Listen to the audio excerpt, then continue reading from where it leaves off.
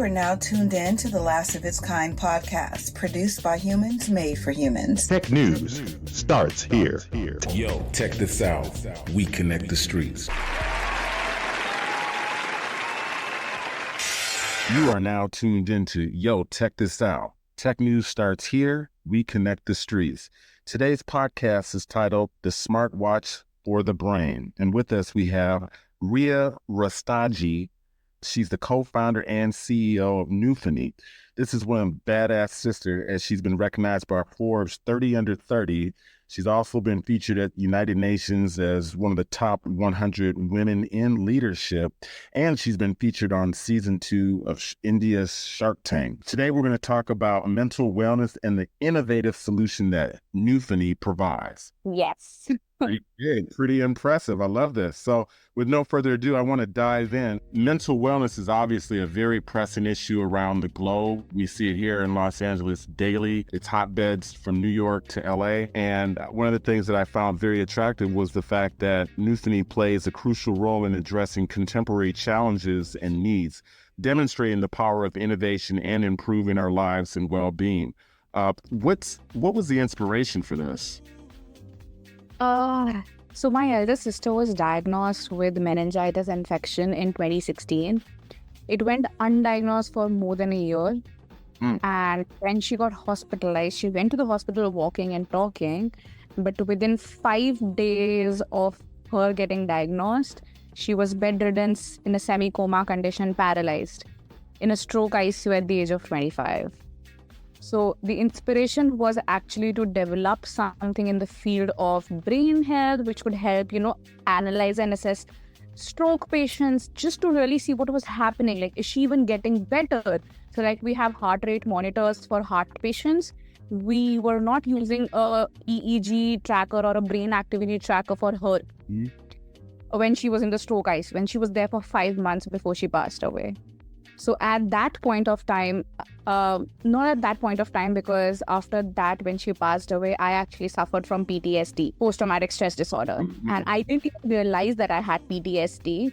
I realized it when we really started working on this product for stroke patients. And when we were testing my brain data, we realized that some abnormal EEG was seen. Some patterns were seen which were not expected. And then I got myself checked out, and we noticed that I have PTSD. So then we kind of pivoted, or let's say expanded our audience to not just stroke or neurological conditions, but we expanded and wanted to address to the whole spectrum. And we wanted to start with, let's say, healthy people, understanding about their brain health and mental health, so that they can get the right help at the right time before it gets too late. This is powerful. So you went from kind of the thought process of this, and then how did it evolve? I wanted to be an entrepreneur. My father has been into this field. I know the challenges that it comes with. But my boyfriend, then husband now, he wanted to be an entrepreneur. And we both are engineers. So he was fascinated about converting technologies into consumer wearable products. So he took my pain and my ideation or my inspiration to convert and create actually a product and a tech that could help people. So he started doing the research. We both were based out of Germany at that time. I was working over there and he was studying over there. And he used that ideation in 2018, December to be precise, to start learning about brain health, what are the different technologies through which we can actually capture brain information, FNIRS, EEG, etc. And then actually started working with German neuroscientists and professors to create a wearable product out of it. Wow. The Smartwatch for your brain. How did you come up with that title?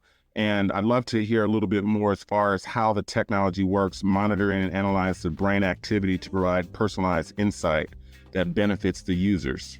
So actually in 2019, as a part of his entrepreneurship lab where he was a part, we were asked to do a lot of consumer market data collection.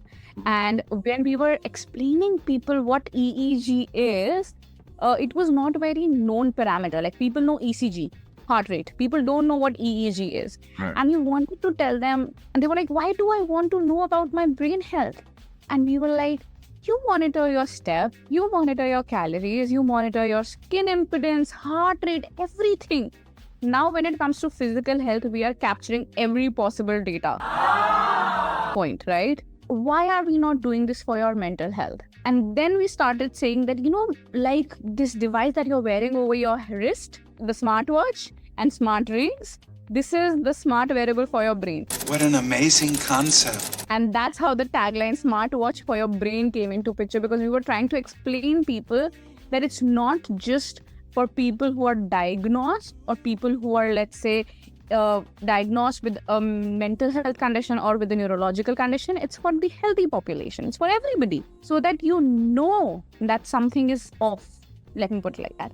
And just to give you an example, if your focus level is on a daily basis, 40%, and you're feeling that you're doing the best possible that you are out in the world, but it's just 40, imagine what you could do with that data. That means you have a whole lot of potential unexplored.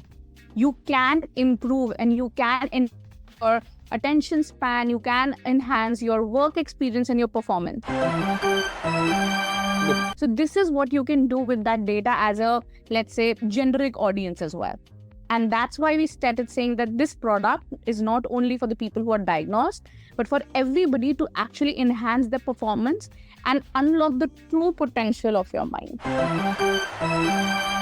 I love that. And I'm very big on your slogan should equal the experience. If we say minute made rice, well, then it should deliver that rice in under 60 seconds, not 61 seconds. If Domino's Pizza says that we'll deliver the pizza in their slogan under 30 minutes, well, that doesn't mean 35 minutes. So when I hear the phrase smartwatch for your brain, tell me a little bit more as far as what that actually means in terms of the deliverable. Now that I know maybe my day I'm operating here, but I got the data and it shows this, then what? Right? So when I look at watch, you spoke on like smart rings and stuff like that, I can monitor how many steps that I'm taking going to the park. And I saw that I was able to walk the park in 10,000 steps under this time frame. The next go around, I can probably see to go to beat that, try to improve and try to do it under a certain time frame. Walk me through what that looks like for this product, for Neuphony. Exactly. So it's not only just the focus parameter to be first. So with EEG, which is the signal that we capture, we convert it into different metrics which are important for, let's say, on a daily basis. One is focus.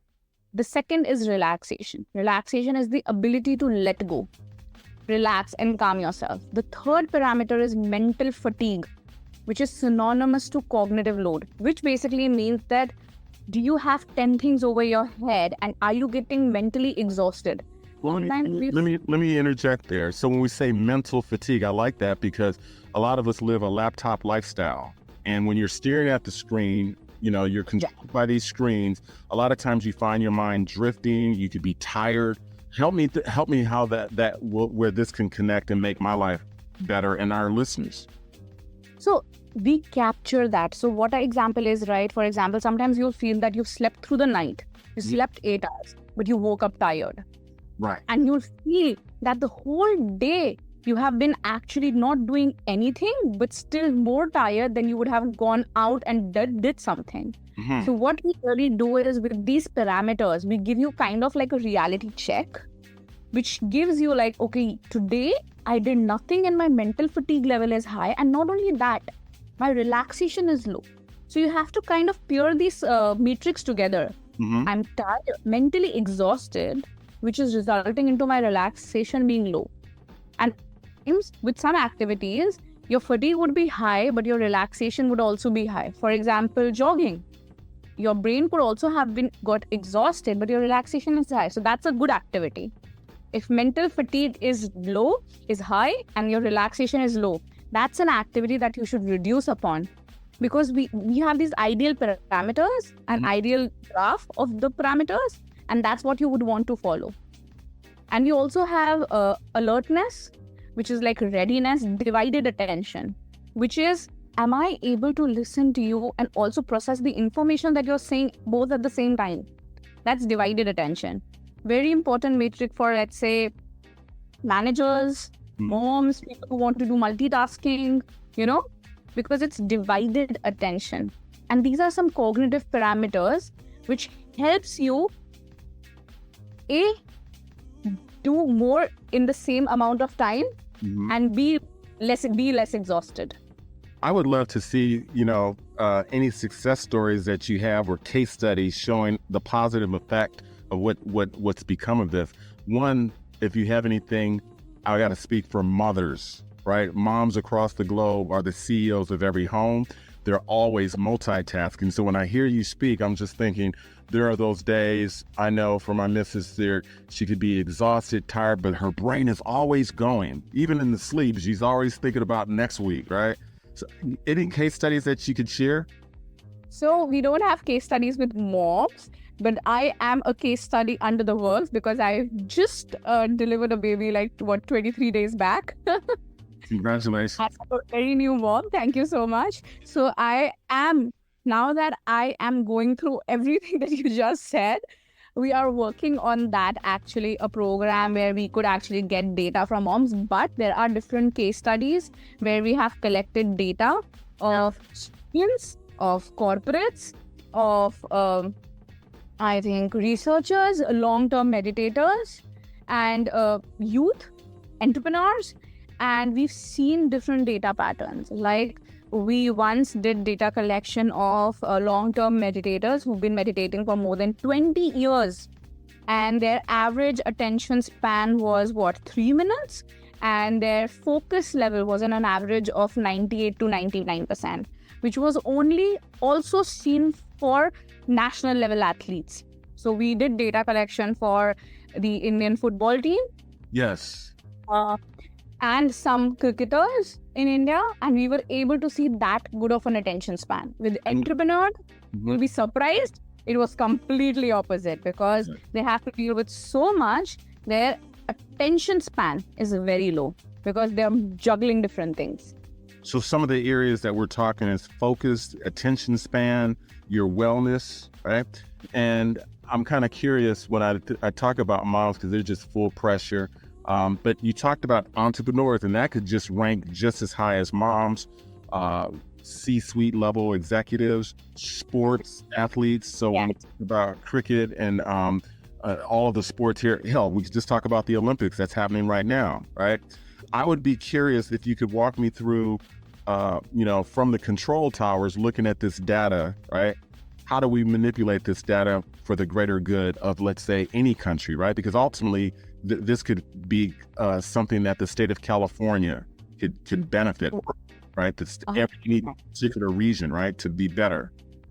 Definitely. So now we've talked about the monitoring aspect of the product. Then comes the improvement aspect of the product. So the product uses neurofeedback, which basically is gamification of either meditations, music therapy, or even video games. So for example, what you do is the first session that you do with the product, you analyze all your metrics and you see. And just for our listeners, you're looking at the metrics from your phone, correct?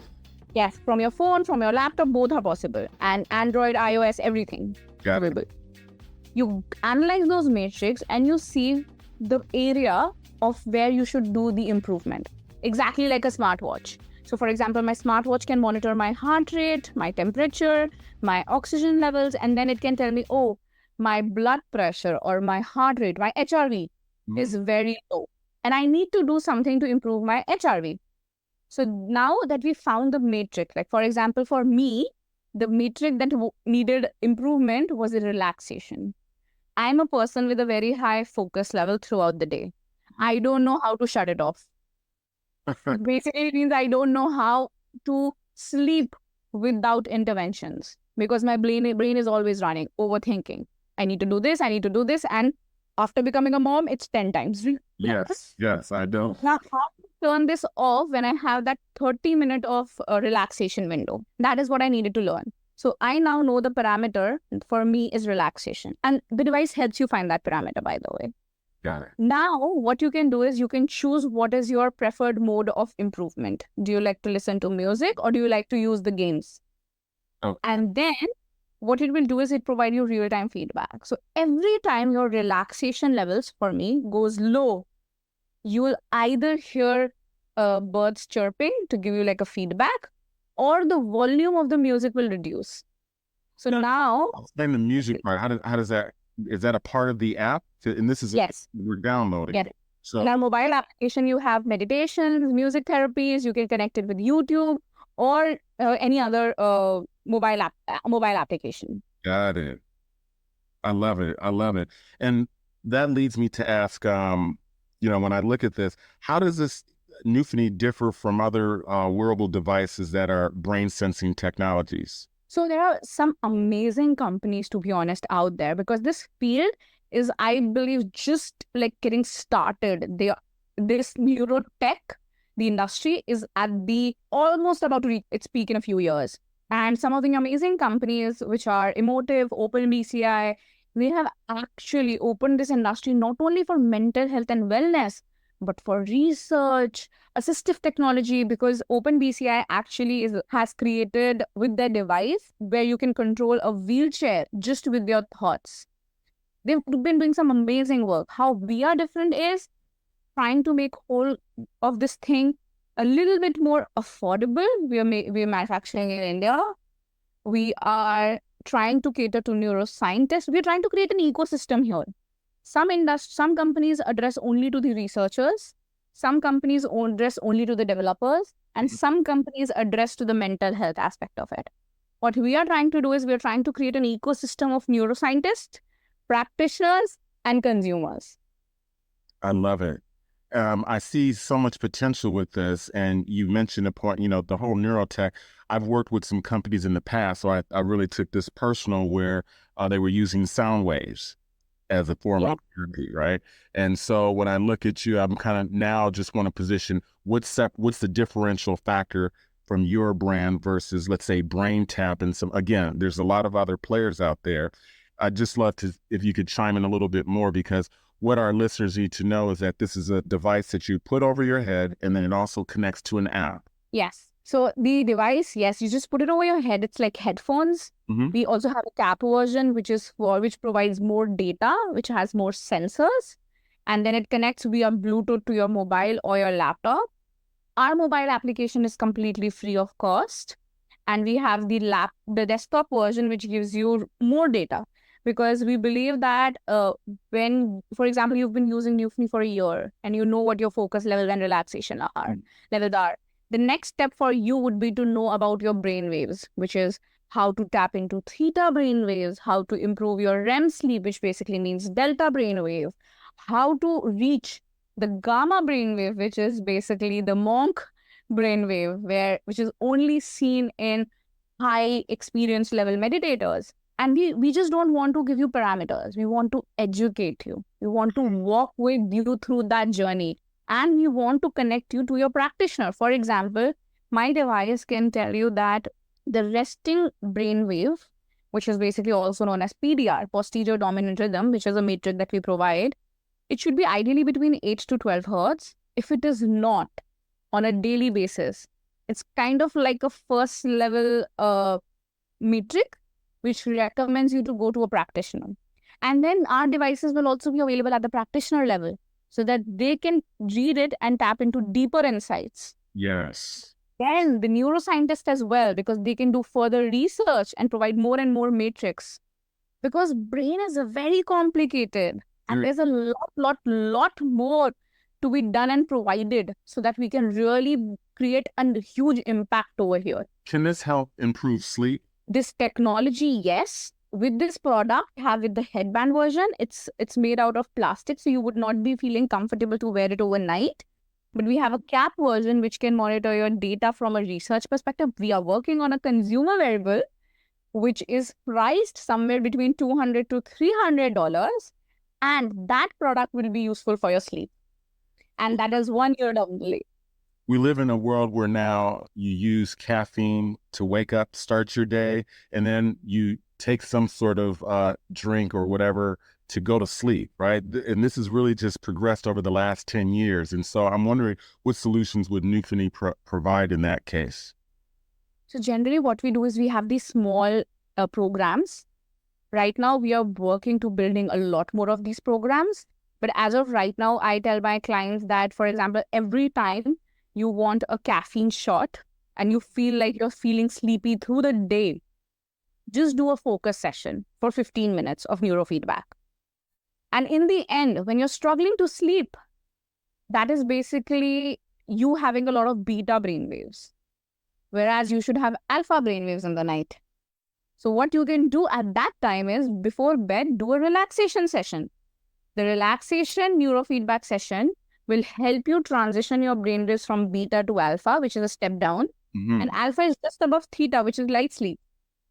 So it will help you transition very easily into a night sleep. So as of right now, we tell our consumers to use these two protocols, one through the day and one through the night, to avoid sleep and to get sleep. Love it. Love it. I want to take a step in the future here. NY, New York Public School District, LA Unified School Districts are two of the largest school districts in the country. Mental wellness is a big deal. I can speak for LA that they've started to implement programs in the schools for kids. How could Neuphony be a solution here in the US or mental wellness? We are working with universities and schools in India to be able to do this for them, because with changing times and generations, the amount of stress the students in the university and the kids face is huge. And even at corporates, like but the point is that with corporates, you have the capabilities to take decisions for yourself. With schools and with students, it's very difficult. So we are working with a few universities and schools here to set up brain gyms, which basically means that we train the practitioners. Yes. Okay, I like that. We work with the counselors and the practitioners in the schools, and we train them. And music and games, who does not like that, right? Right. We use techniques and data to actually help create customized programs for students. So we're trying to help them, assess, provide them personalized treatments, or let's say recommendations or consultations, without them feeling that mental health is a taboo, to be honest. Like if my weight is being monitored and my height is being monitored in school, why is it wrong to get your brain data analyzed, as long as you are, protecting the data from a privacy point of view? Do you find that, in looking at the times that we're in, is the impact of mental wellness, is it more impactful on men versus women or women versus men? What has your research shown? So to be honest, there are papers on both ends of it. For women, there are there are 10 things with the kind of brain that they have, which they can get easily overwhelmed about. But the advantage is they can express it. Most of them. With men, it's the other way around.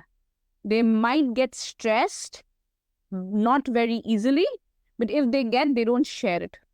So for example, the suicide rates are higher in men. The mental health,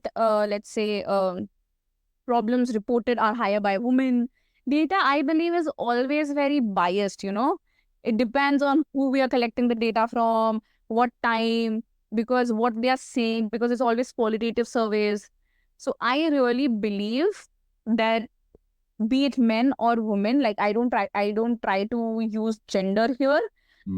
In this case, where the number of mental health issues are higher or lower on the men's side or women's side, the only thing I would like to comment is that since this is a tech product, I have a lot more male consumers than female consumers, because females end up kind of using different techniques for mental health relaxation, and they don't like to spend a lot because the product is $699. So they would not like to spend this much amount of money over tech for mental health, whereas men end up spending this amount of money in tech or on mental health more easily as compared to women. Don't we just love data? Yes. No, we love that. And so the reason why I asked, in terms of gender, because there's already studies out there, I think in the next 5 years, the divorce rate here in the US, the issue of marriage, loneliness, these are things that men will be feeling the heat on.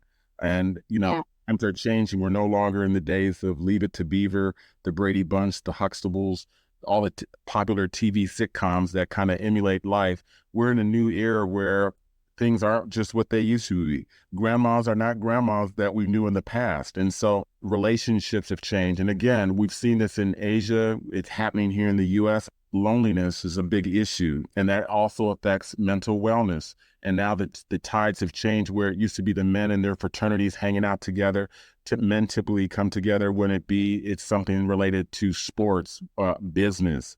And then that's it. Whereas women come together, you're as a mom with another mom and exchanging information. So that's why I asked that question. As we get ready to wrap up, I look at what does the future hold for Neuphony? What can we expect in the future?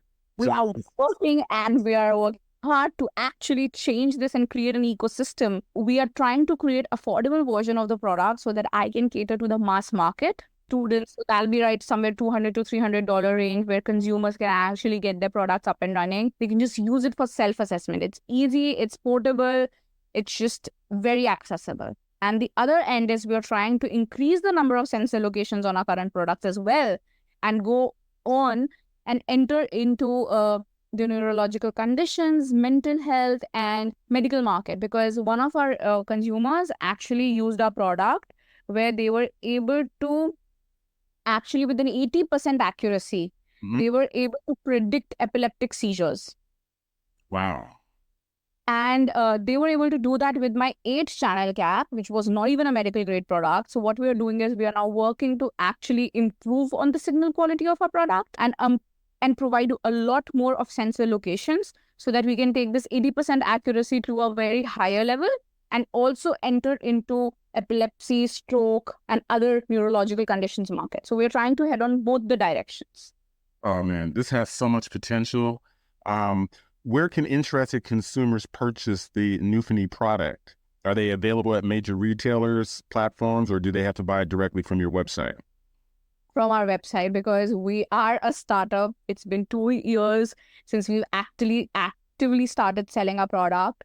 We are, as of right now, dominant in India, then Europe, and then US, because US is a huge market. We are working and looking for distribution channels and channel partners so that we can provide faster shipments, better service, etc. So as of right now, we do provide our products only through our website so that we are making sure that there's a very high level of customer satisfaction there. And we work very personally with our clients right now. And for our listeners, can you tell them the name of your website so that we can increase www.neuphony.com. Neuphony.com. Ria, I want to thank you so much for your time. This has been heartfelt. I think you're on to something extremely big. It goes not only from the family, but how school systems can use it, ultimately how government agencies could use it. I could already see this being a valuable tool in the military, the sports arena. Mike Jones, Yo Tech This Out News, bring it to you live. We connect the streets.